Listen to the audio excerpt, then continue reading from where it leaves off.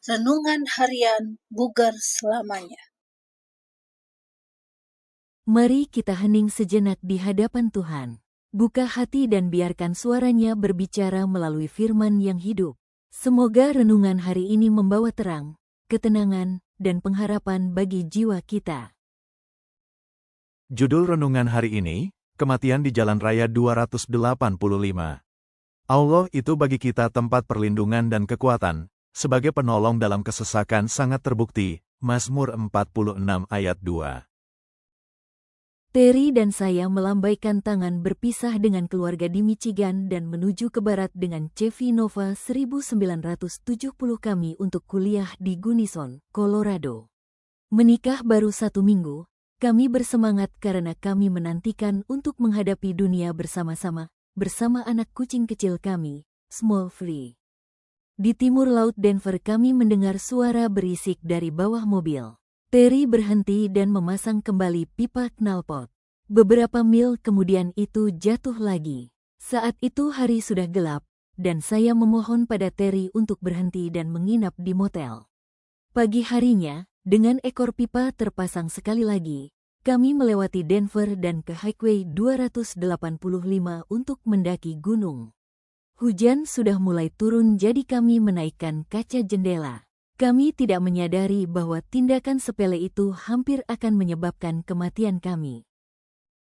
Segera Terry mengeluh sakit kepala yang parah dan sakit perut. Dia meminta saya untuk mengemudi. Saya juga mulai sakit kepala. Itu jarang bagi saya.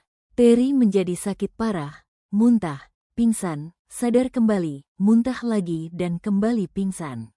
Karena panik, saya menepi untuk mencari pertolongan dengan melambaikan tangan untuk menghentikan kendaraan lain. Tidak ada yang berhenti. Terry membiru dan berhenti bernapas. Suami saya yang kuat sudah sekarat. Karena tidak ada bantuan, saya menuju kota terdekat. Small Free juga bertingkah aneh, melompat dari kursi dan ke arah saya.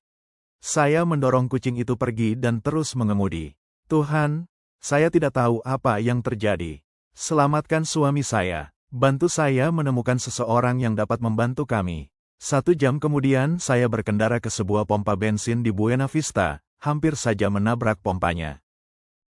Saya melompat keluar dari mobil dan berteriak kepada petugas. Suami saya sekarat di kursi depan. Saya tidak tahu apa yang terjadi pada kami.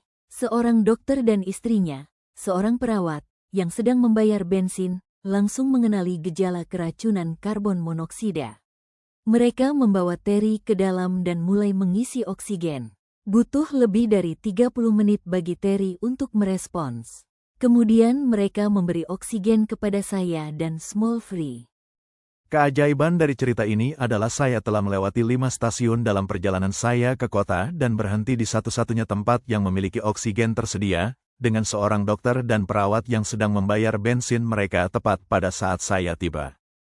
Keajaiban dari cerita ini adalah saya telah melewati 5 stasiun dalam perjalanan saya ke kota dan berhenti di satu-satunya tempat yang memiliki oksigen tersedia, dengan seorang dokter dan perawat yang sedang membayar bensin mereka tepat pada saat saya tiba.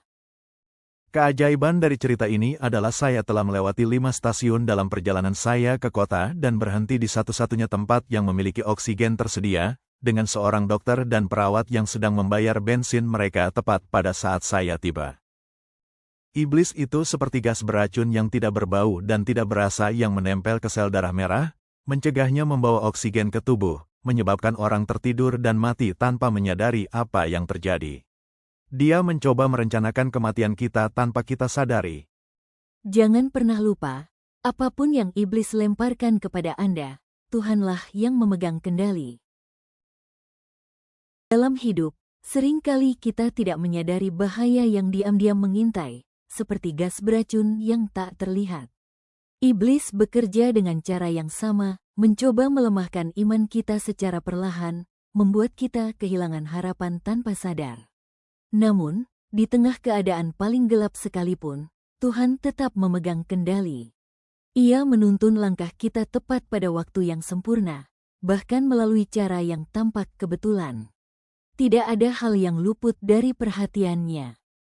Doa hari ini, Tuhan, Terima kasih karena Engkau selalu memegang kendali atas hidupku. Saat bahaya datang tanpa aku sadari, lindungilah aku dengan kasih-Mu. Bangunkan aku dari setiap tidur rohani dan kuatkan imanku untuk tetap percaya bahwa Engkau selalu menolong tepat pada waktunya. Amin.